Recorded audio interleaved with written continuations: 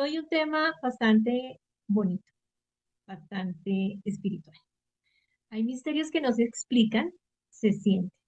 Y hoy en Conexión Espiritual nos acercamos a uno de esos misterios más profundos de la fe, la Santísima Trinidad. Un solo Dios que no está en soledad, sino que está en comunión.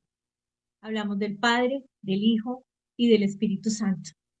¿Es posible comprenderlo desde nuestra mente o estamos llamados a vivirlo? Para entrarnos en este misterio, nos acompaña el teólogo Jorge Rojas, quien nos guiará no solo desde el conocimiento, sino desde la experiencia interior de lo divino. Así que bienvenidos a esta conexión espiritual. Y me encanta presentar a Jorge Rojas, es teólogo egresado de la Universidad Santo Tomás, con una sólida formación en humanidades y una amplia experiencia en procesos de formación integral. Se desempeña como coach ontológico, además de conferencista y acompañante en retiros espirituales. Su enfoque se fundamenta en una lectura histórico, crítica y filosófica de la fe cristiana y también obviamente de las religiones y las realidades socioculturales y eclesiales. Para mí es un gran privilegio tenerte en nuestro espacio, Jorge. Muchísimas gracias por estar con nosotros. Te pido que prendas tu micrófono para poderte escuchar. Estimada Diana, muchísimas gracias por la invitación y por la presentación. Un saludo para ti y para todos quienes nos están escuchando. Y de entrada, que el Señor nos acompañe y nos bendiga a todos. Amén, amén, amén. Jorge, y para comenzar, ¿cómo tú defines la Santísima Trinidad de una manera sencilla para quienes no estamos tan familiarizados con el concepto? Sí, claro, es que cuando se habla de la Trinidad, a veces eso puede resultar como un poquito engorroso, un poquito difícil, el tema de que cómo así que uno y que tres y cuántos son y demás. Pero mira, yo lo diría tomando las palabras que no son mías, sino de quien fue el Papa Benedicto XVI, y es muy sencillo. Dios es amor. La Trinidad, por tanto, es amor. No es que Dios simplemente ame, no es que Dios tenga amor, no es que Dios quiera darnos solamente amor, es que Dios es amor, en su esencia es amor, y eso implica entonces que la Trinidad es amor. Y las relaciones que hay entre estas tres personas que constituyen un solo Dios es por tanto una relación de amor. Así que la definición sería la Trinidad es amor. ¿Y por qué la Trinidad es considerada como ese centro del cristianismo, ese gran misterio como centro de todo lo que es nuestra fe católica? Claro, porque mira que es que eso nos diferencia radicalmente de las otras religiones monoteístas, me explico. Por ejemplo, hemos escuchado mucho las tres religiones abrahámicas, o sea, que vienen de Abraham, o las famosas tres religiones del libro, le suelen decir coloquialmente, que serían judaísmo, cristianismo e islam, ¿cierto? El judaísmo tiene Biblia. La Biblia de los judíos se llama Tanaj, que compone por la Torá, los profetas y los otros escritos. El Islam tiene el Corán y nosotros pues tenemos la Sagrada Escritura, la Biblia también, la Biblia cristiana católica. Pero ¿qué pasa? En el judaísmo se cree que existe Dios y que es un solo Dios. No son muchos dioses, uno solo, y es Yahvé, ¿cierto? Y ellos ni pronuncian el nombre Yahvé por el gran respeto y veneración que tienen al nombre, entonces se refieren a él con otros nombres, como Shaddai, Elohim, etc. En hebreo. En el Corán también se cree que es un solo Dios, pero nosotros en el cristianismo tenemos una eh, forma especial de ver el monoteísmo, o sea, es una forma especial de un solo Dios, es un solo Dios en tres personas, es decir, es el Padre, el Hijo y el Espíritu Santo. Y esto es supremamente radical y diferente, esto es disruptivo con la época cuando nuestro Señor Jesús pues vive en Galilea, pasa por Jerusalén y demás, porque pues es muy chocante para la época y aún para la gente hoy que todavía no entiende esto y pues los entiendo, a veces no es fácil de entenderlos y también uno no aborda estos espacios, de cómo así que es un solo Dios, pero usted me está diciendo que otro está arriba, y usted me está diciendo que usted está acá hablándome y que a través de usted llegó a Él, pero cuando usted suba con Él, entonces usted me va a enviar el Espíritu. Entonces, eso enloquece un poco, pero por supuesto que es el centro del cristianismo, porque para nosotros Jesús no es un maestro más o u otro Dios aparte o un gran filósofo, es un hombre de naturaleza humana, pero a la vez de naturaleza divina.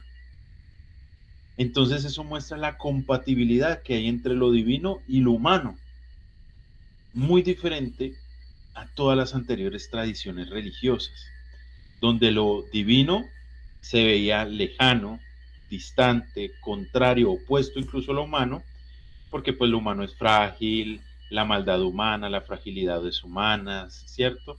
Que pues nosotros vemos en nuestra cotidianidad, robos, asesinatos, adulterios, etcétera. Pues en el cristianismo por eso la Trinidad, entre tantas cosas más, es un núcleo.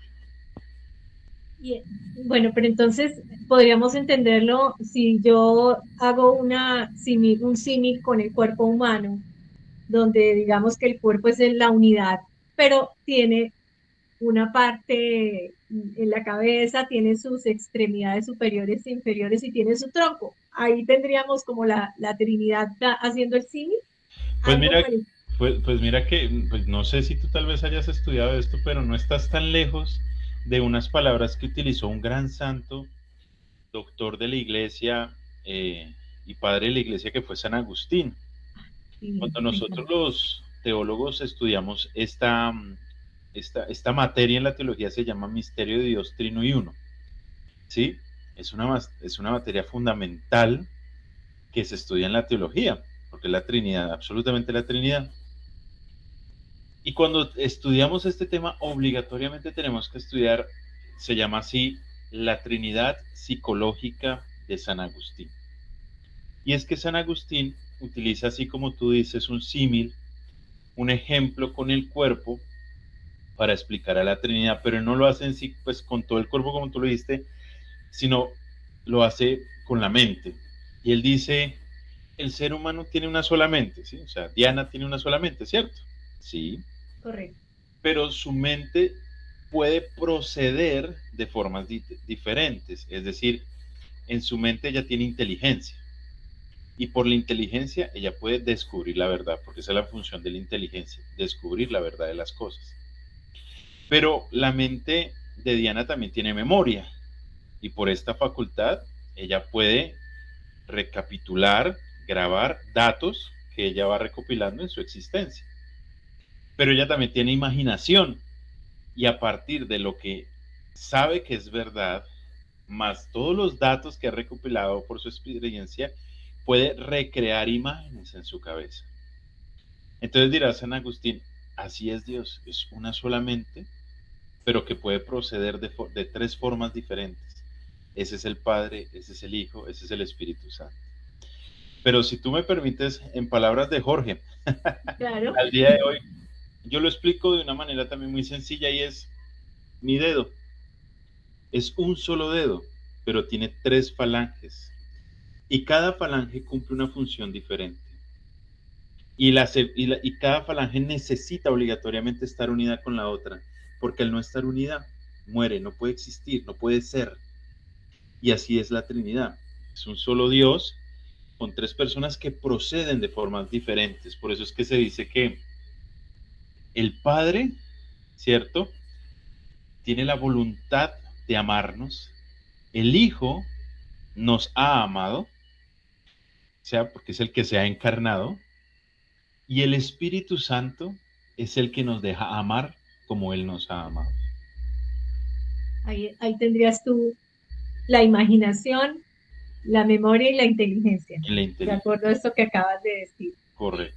Y bueno, y cuando tú hablas de que Dios es amor, ese amor, ¿cómo se entiende? Claro. Hay una encíclica, hay un documento del Papa Benedicto XVI que se llama Deus Caritas Est en latín, que traduce Dios es amor.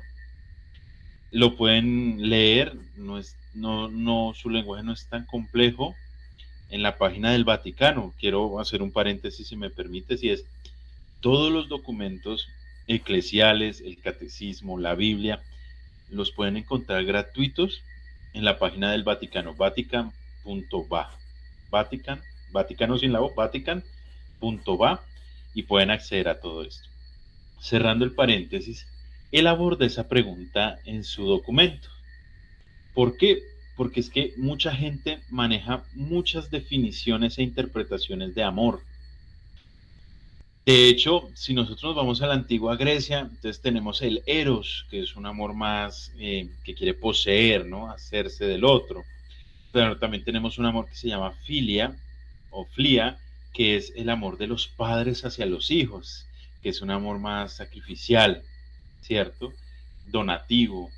Pero tenemos otro que se llama ágape, y es un amor que se entrega, busca entregarse. Y es muy interesante porque dice el Papa Benedicto XVI, el amor de Dios recapitula todo esto. En últimas, cuando decimos que Dios es amor, estamos queriendo decir que es un Dios que se quiere entregar. No se reserva nada para sí.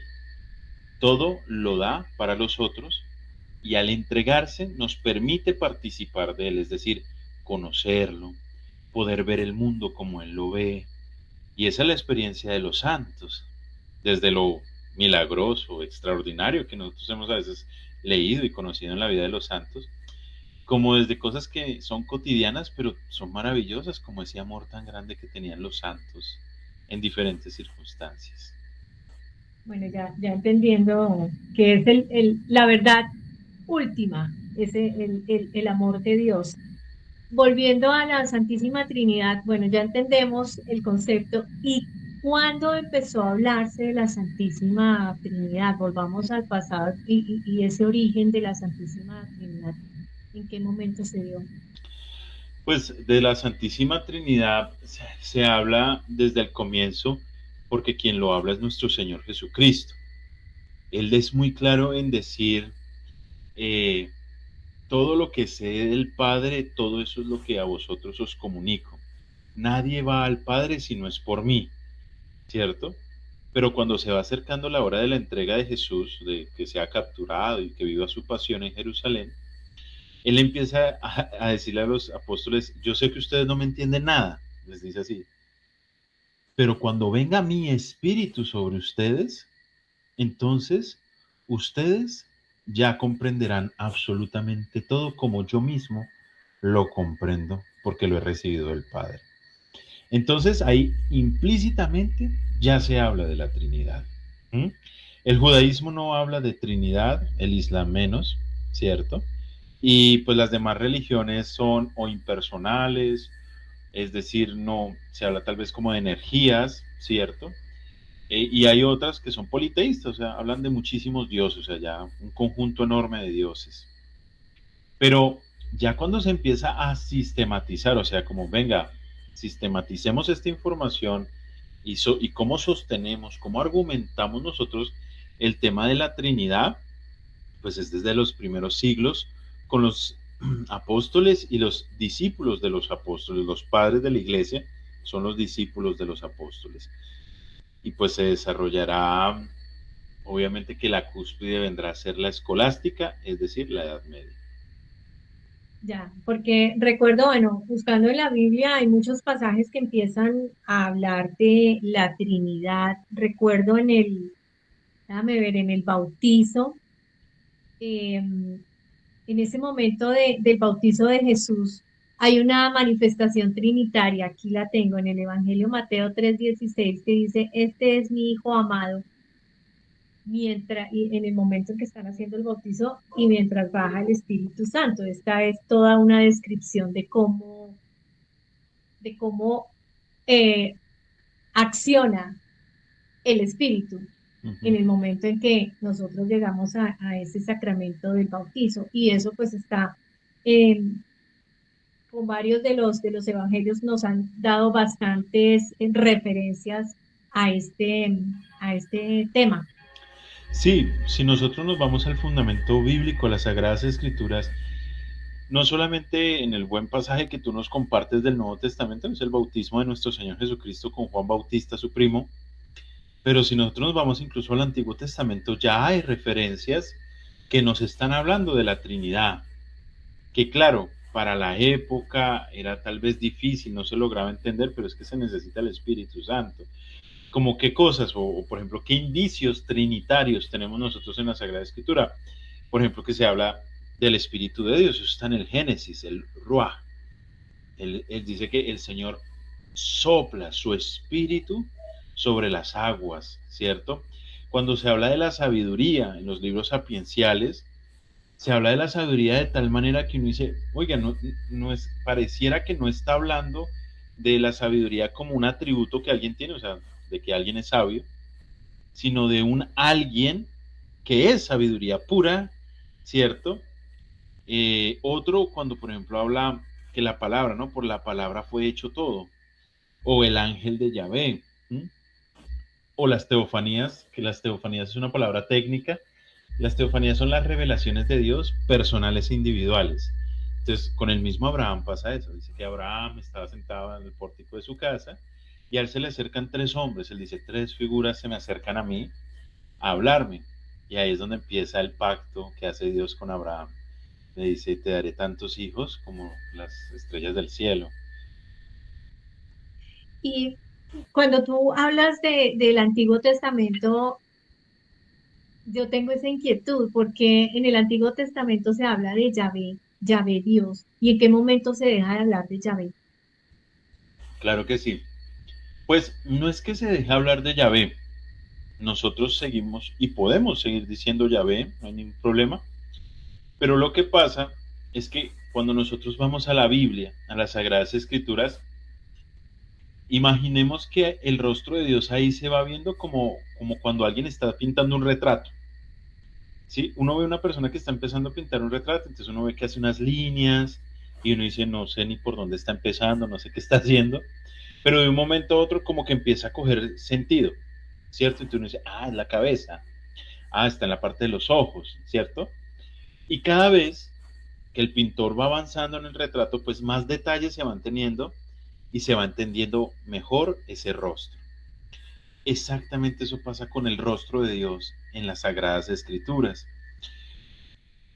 Nosotros tenemos que entender que la Biblia tiene libros que fueron escritos en diferentes épocas, y cuando digo diferentes épocas es con diferencia de siglos, de muchos siglos los unos de otros.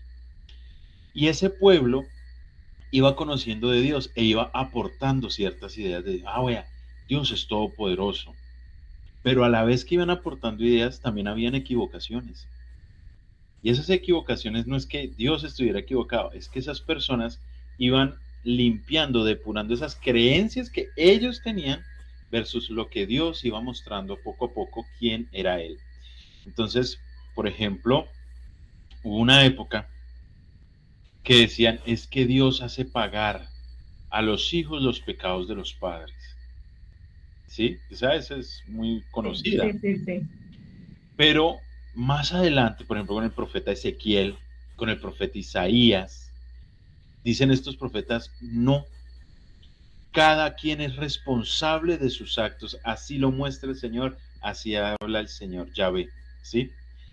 Entonces, se va cada vez entendiendo cómo es Dios, quién es Dios, y la plenitud, o sea, cuando ya se entiende perfectamente quién es Dios, absolutamente, es en el Nuevo Testamento con la persona misma de Jesucristo nuestro Señor, porque Él ya nos da a conocer con lujo de detalles todo de Dios. Y respecto a los nombres de Dios que están en el Antiguo Testamento, pues nosotros encontramos 72 nombres de Dios en el Antiguo Testamento. El más conocido es Yahvé, que viene del hebreo Yah, se dice porque no tiene vocales del hebreo, y significa yo soy el que soy. ¿Y eso qué significa? El eterno, el que no cambia, el que siempre permanece. Es muy bonito, o sea, uno podría hacer un solo programa, por ejemplo, explicando todo lo que es Yahvé. Y para nosotros, Dios sigue siendo eso, eterno, el que no cambia, el eternamente fiel, el que siempre está con nosotros. Pero en Jesucristo da un paso más adelante y dice, y ese Dios que nunca cambia, que es inmutable, que es eternamente fiel, quiere ser tu papá.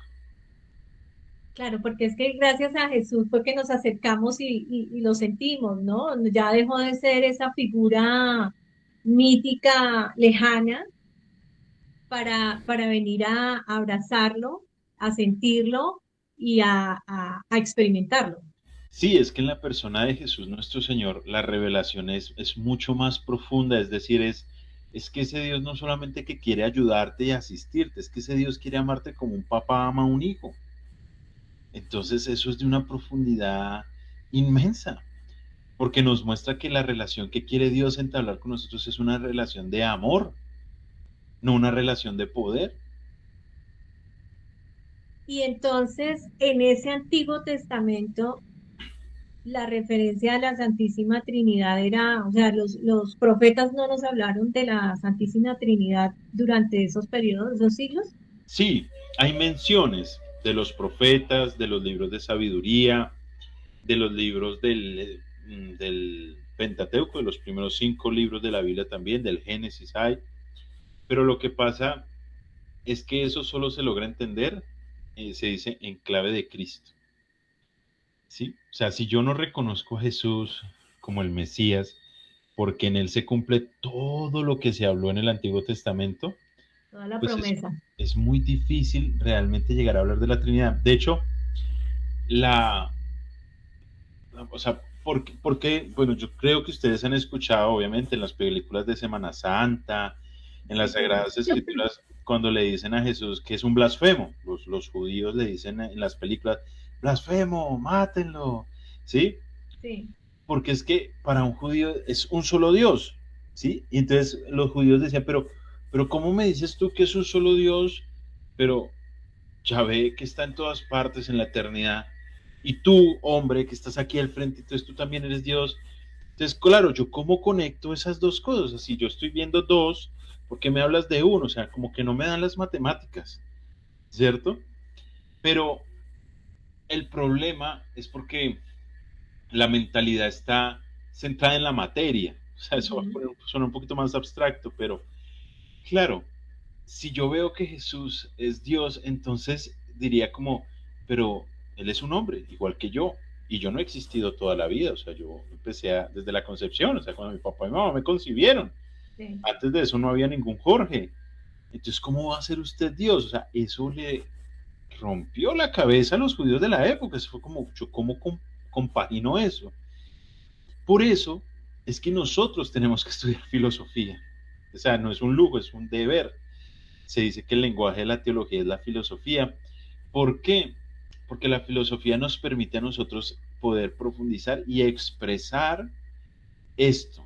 Y es que es un solo Dios, pero ese Dios procede de 3 formas diferentes. O sea, se manifiesta, actúa de 3 formas diferentes, pero es el mismo Dios. Como la misma mente, es una sola mente, pero esa mente puede o solo imaginar, o solo entender, o solo recordar, pero sigue siendo la misma mente.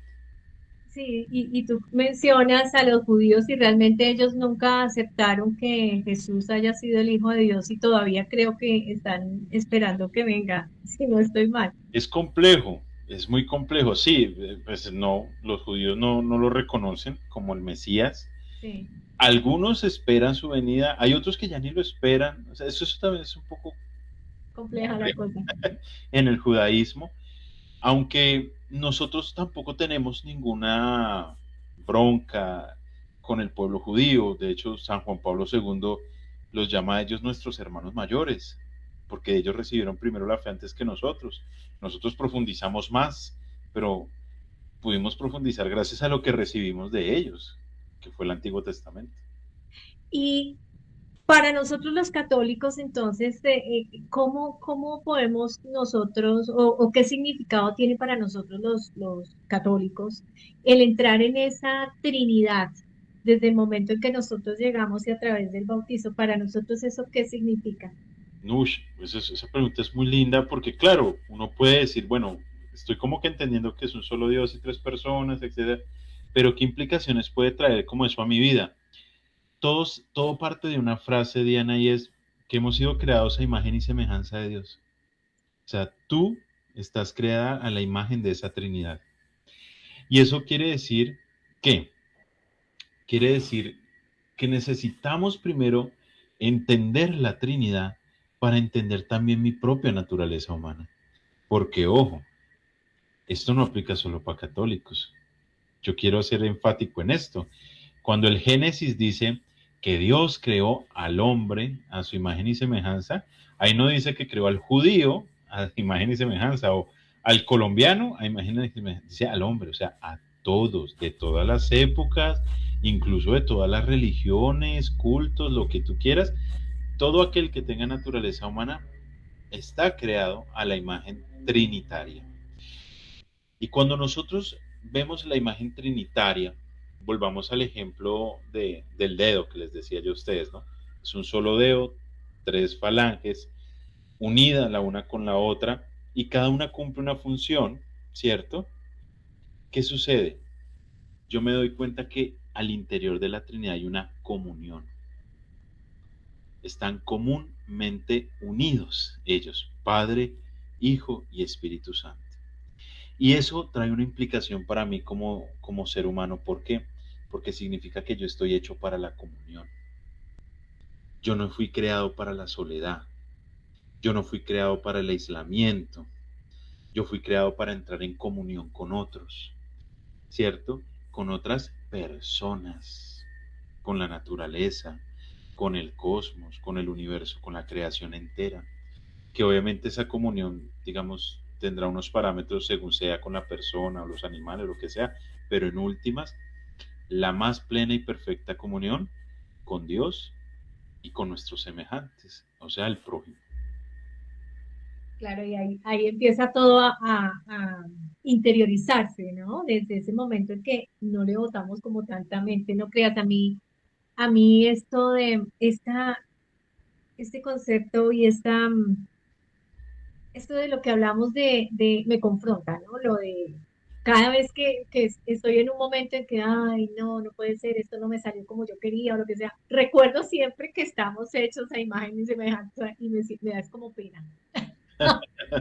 Así me llegó, ay, no, a ver, precisamente porque al interiorizar esto y entender que el Padre está en mí, que toda esa fuerza está en mí, pues entonces empieza todo un cambio de perspectiva de cómo es que nos vamos moviendo a través de la vida y cómo nos vamos mm, relacionando con las demás personas.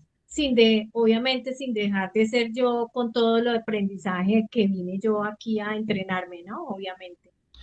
Sí, es que mira es que cuando uno mira la implicación de que la Trinidad es comunión, es que uno no ve rivalidades entre el Padre, el Hijo y el Espíritu Santo. No hay luchas de poder, no hay competencias, no hay egoísmos. Todo es don, o sea, todo es regalo.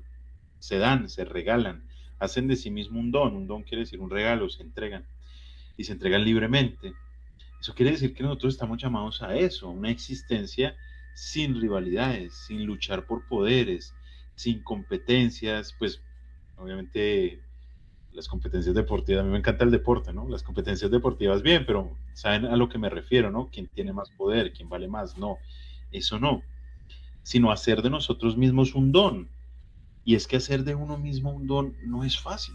En mi trabajo como coach, por ejemplo, he atendido muchas mujeres que quieren hacer familia, pero quieren hacer familia ni siquiera a veces tanto porque Dios las haya llamado a hacer familia, sino porque, por ejemplo, vienen de hogares rotos, no tuvieron una buena familia, entonces quieren tener una familia para poder llenar el vacío de la que no tuvieron en el inicio.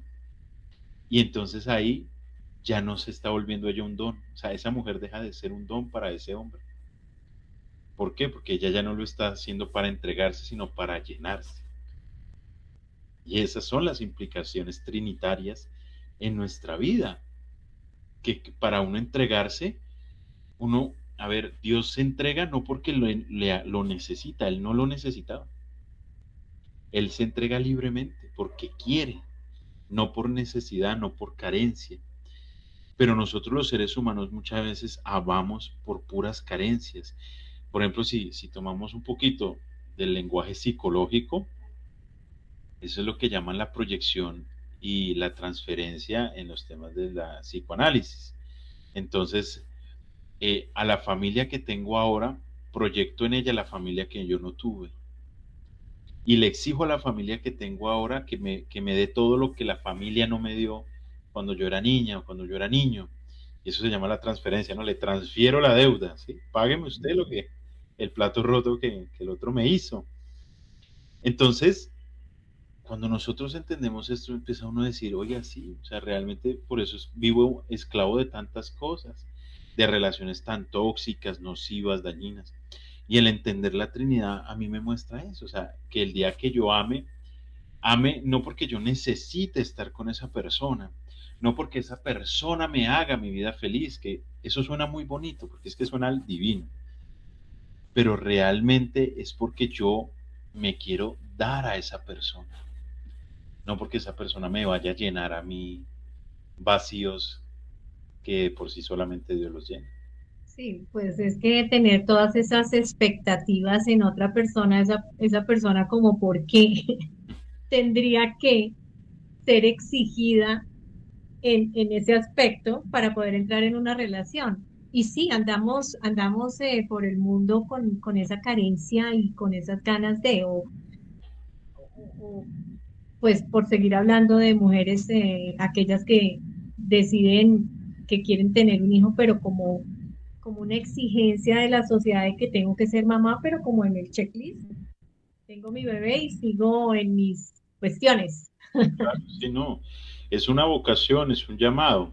O sea, en últimas, porque nosotros fuimos creados a imagen de este Dios que es trinitario y que es comunión, que es amor, es que nosotros estamos llamados a vivir saliendo de nosotros mismos.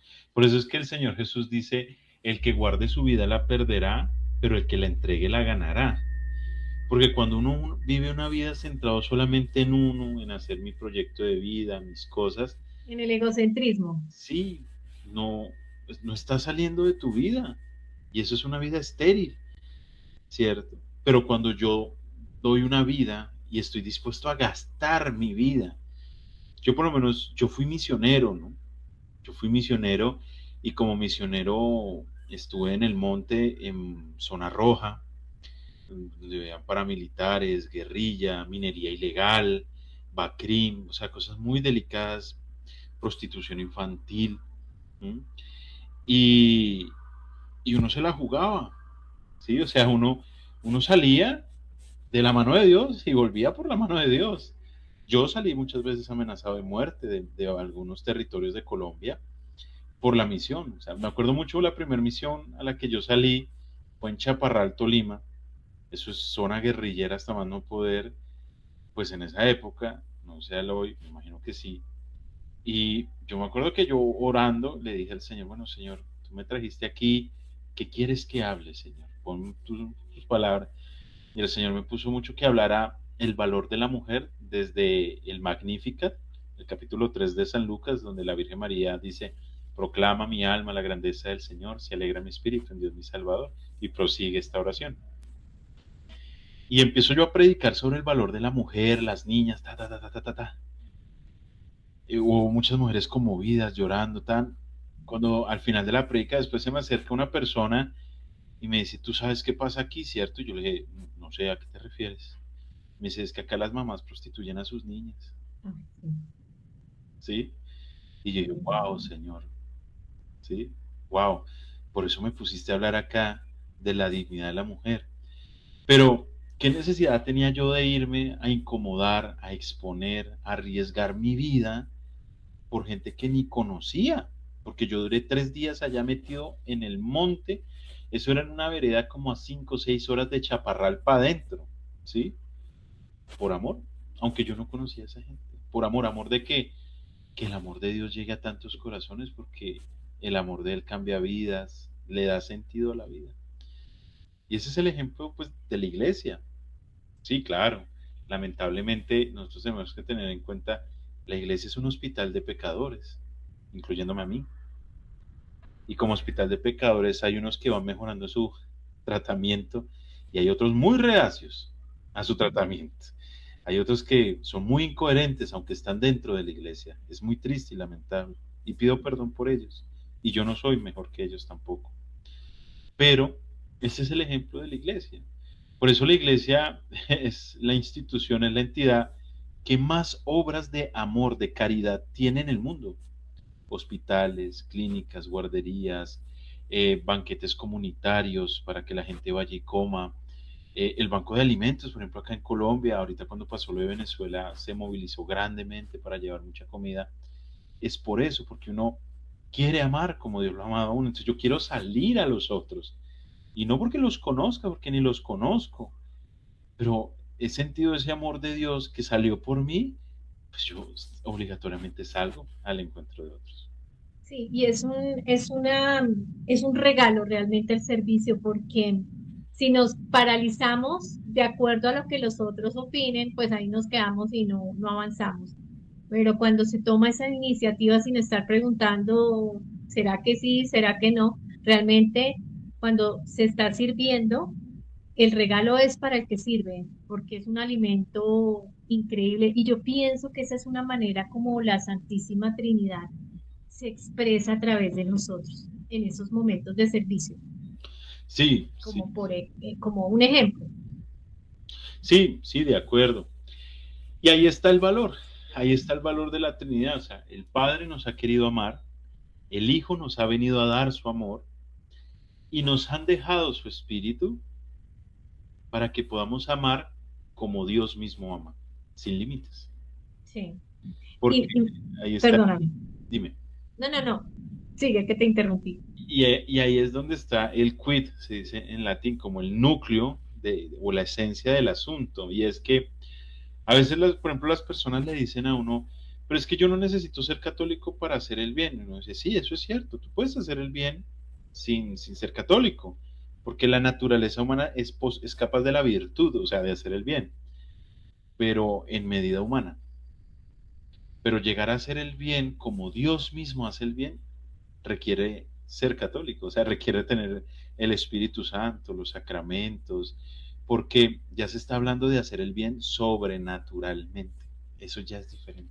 Y Ya, ese es, pero ¿y cómo es este sobrenaturalmente que tú dices? ¿A qué te refieres? que ya tiene mérito sobrenatural. Por ejemplo, cuando pensemos en algún santo, que los santos ejemplifican esto, y empecemos por la Santísima Virgen María. Por ejemplo, eh, una mujer que es mamá, ella, ella es capaz del bien, claro, trae un hijo, lo cría, lo ama, lo educa, lo sostiene, lo acompaña, está haciendo el bien, independientemente sea católica o no sea católica. Pero que una mujer por sí misma, o sea, por sus propias fuerzas humanas, sea capaz de ver a su hijo y acompañarlo todo el camino, mientras lo golpean, lo escupen, lo desgarran, lo botan por el camino, que ve a todos los que lo seguían, que lo dejaron solo, y ver después cómo lo están crucificando y le están literal torturando, clavándole clavos en su... y ella ahí abajo, mirándolo, eso humanamente no se puede, sobrepasa la fuerza humana, ¿sí? Y ella se mantuvo ahí fiel. ¿Mm? Pero no solo eso, perdonó a los verdugos de su hijo. La Virgen María nunca pidió sangre, nunca reclamó venganza, perdonó a quienes le hicieron eso a su hijo. Yo no sé si tú has escuchado, a veces uno le escucha mucho eso a mujeres, también a hombres, pero es que a veces Estaba en mi, inmediatamente que lo perdone Dios, yo no. eso, sí señora, correcto, sí. Hay mucha gente que utiliza esas expresiones, ¿no? Mm. Hay mujeres que a veces cuando hablan del matrimonio dicen, no, yo perdono todo menos una infidelidad, porque es que eso no Sí. tiene ni perdón de Dios. A veces la gente, cuando sí, uno lo entiende, ¿no? Uno entiende, hay cosas tan malvadas que escandalizan, que de verdad uno dice, dan asco, dan náuseas, que uno dice, pero ¿cómo un ser humano pudo hacer esto? O sea, este acto niega tu propia esencia humana, ¿sí? Cuando vemos temas de violaciones a niños, todas esas cosas tan horribles. Pero hasta Dios puede perdonar, claro, al que se arrepiente. No es impunidad, porque también viene la reparación. Para nosotros los católicos el perdón, cuando nosotros estudiamos el perdón, y que especialmente lo estudiamos en el sacramento de la reconciliación, o sea, cuando estudiamos el sacramento de la confesión, obligatoriamente viene el perdón con la reparación, por eso se le habla del penitente. El penitente no es tanto al que se le da el castigo, que a veces la gente relaciona esa palabra con castigo, no. Penitente es aquel que está arrepentido de lo que hizo mal y por tanto está dispuesto a ver cómo repara, qué puede hacer para remediar lo malo que hizo, de alguna manera. Por eso se le llama penitente y por eso el sacerdote da una penitencia y debería, a veces no la dan, pero deberían siempre dar una penitencia. Una penitencia es, por ejemplo, yo lo he aconsejado, ¿no? Yo no soy sacerdote, yo soy laico, pero por ejemplo a veces que la mujer dice, no, es que yo aborté, está arrepentida, etcétera. Yo le digo, yo te aconsejaría como penitencia que tú te vuelvas una activista pro vida y luches por los derechos de los no nacidos. Y no solamente que tú estás ayudando a resarcir el mal que hiciste, sino que adicional a eso, sana tu corazón.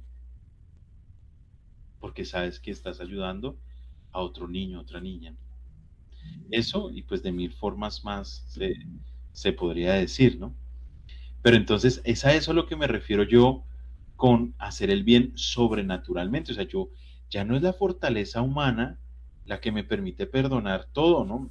Es la fortaleza de Dios en mí que me sostiene porque la fortaleza de Dios es inquebrantable. Pero para eso se requiere sí ser católico, obligatoriamente, y recibir los sacramentos y buscar seguir el amor de Dios y no pecar, etcétera, etcétera, etcétera.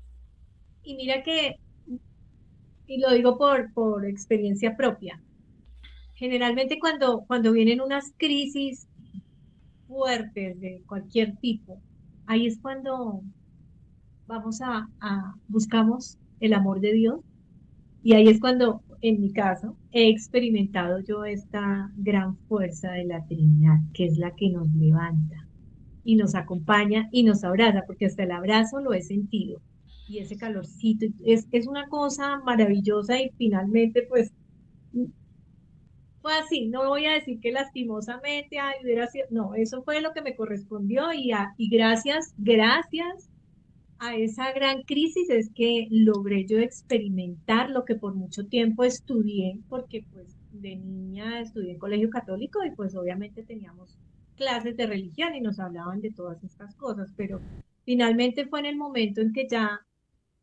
caí y de rodillas y ahí fue, ese momento fue mágico. Desde ese momento yo mantengo una conversación diaria todo el tiempo de muéstrame, dime, sosténme, ¿sí?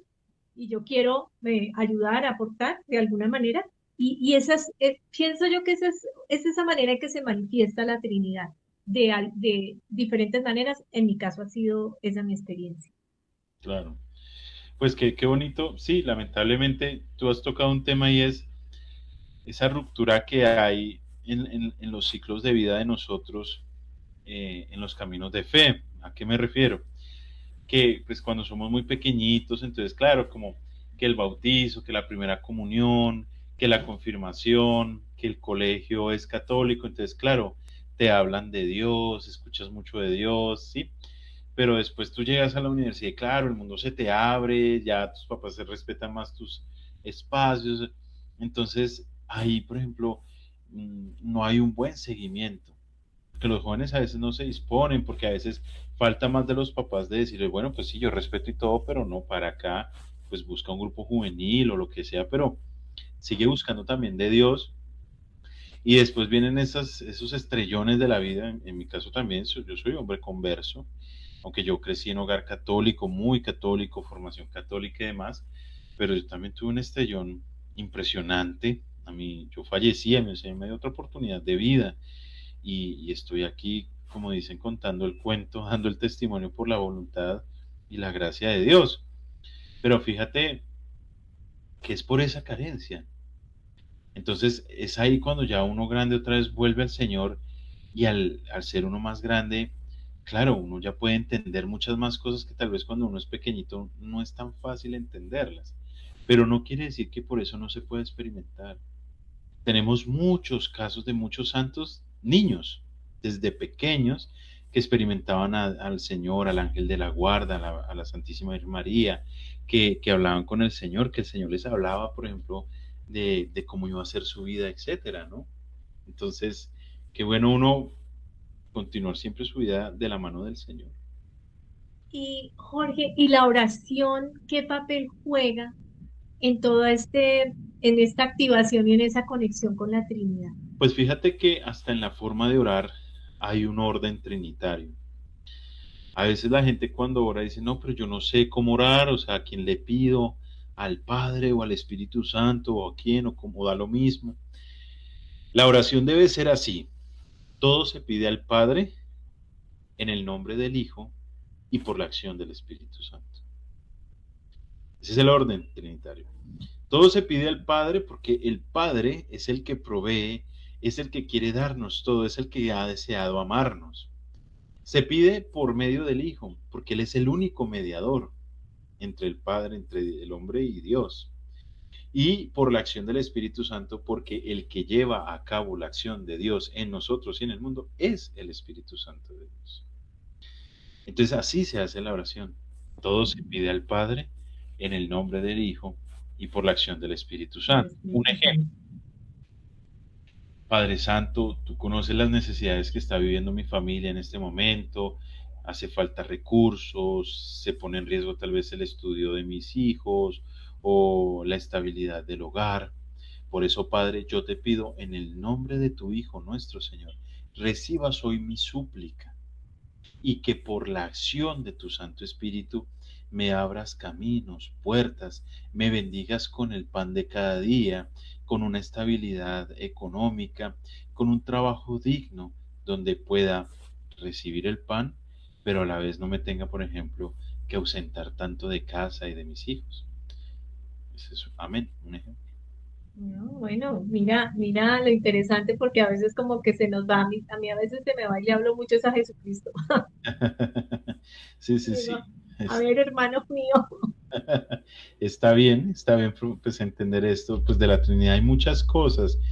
Ojalá se tuviese más tiempo y demás para uno profundizar en la Trinidad porque pues, es muy valiosa, pero la Trinidad nos guía mucho, nos guía a amar, a salir de nosotros, a entregarnos, pero también nos guía a nosotros en la oración, como te está dando el ejemplo. Además, mira, Jorge, que tampoco hay que tratar de entender tanto la cuestión, ¿no? De botarle tanta mente a esto, porque entonces como que nos empiezan a salir muchas variables y se nos va el tiempo es en en comprender.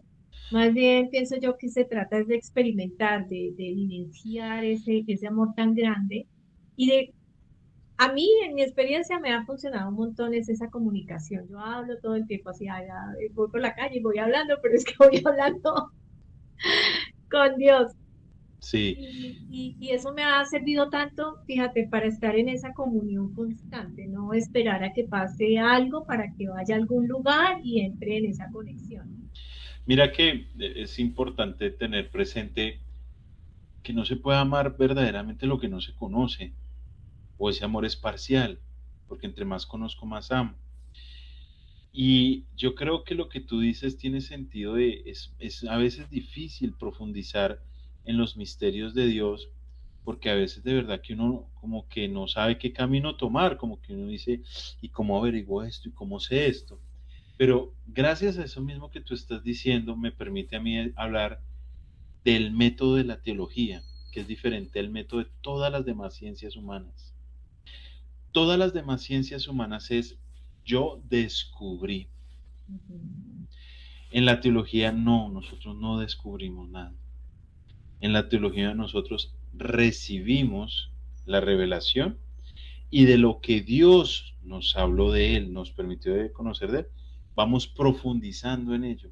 Pero no es que nosotros lo hayamos descubierto, que nosotros lo hayamos pensado, o sea, fruto de lo que pensó la iglesia en tal concilio, o que eso se lo inventó una doctrina de hombre, no. porque partimos es de lo que Dios mismo nos dejó conocer de Él. Eso se llama la revelación, con R mayúscula. Entonces ahí cambia, porque todas las demás ciencias humanas son, haz de cuenta que de abajo hacia arriba, ¿no? El hombre que sale a descubrir, mientras que la teología es al revés, el Dios que se da a conocer a los hombres, y los hombres con la razón y la fe profundizan en lo que Dios ha dado a conocer. Entonces eso nos permite conocer y preguntarnos, porque si es necesario preguntarnos sobre la fe, interpelarnos ante ella, porque nos permite cada día amarle más. Eso lo decía también San Agustín. No se puede amar lo que no se conoce y no se puede conocer lo que no se ama. Y aunque no entremos a estudiar la teología a profundidad, Jorge, ¿qué, qué invitación espiritual tú le dejarías hoy a los que se conectan en este espacio para acercarse a todo este gran misterio de la Trinidad?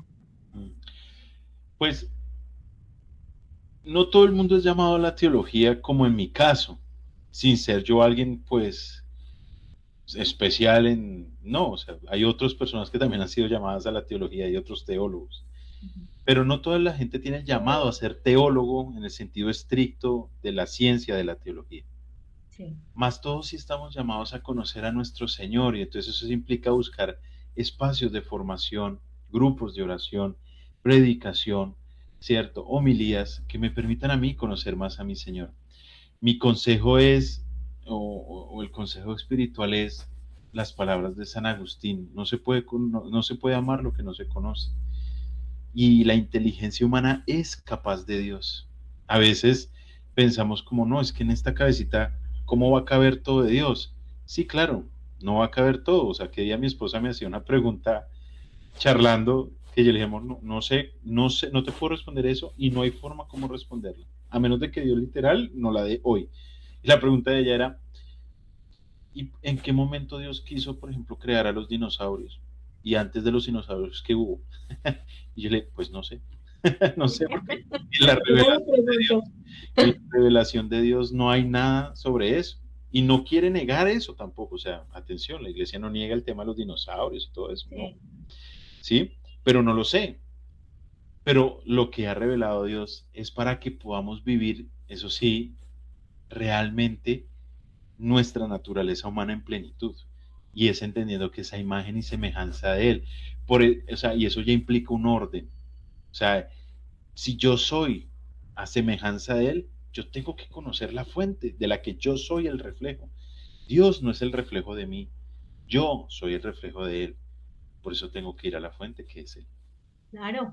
Y tiene todo el sentido. Así como tú conoces a tu papá y a tu mamá, pues es que obviamente queremos es conocer a nuestro creador, al que nos trajo, al que nos tiene aquí, al que en su magnificencia decidió que experimentáramos desde este momento y en esta ciudad, en este país, en este planeta.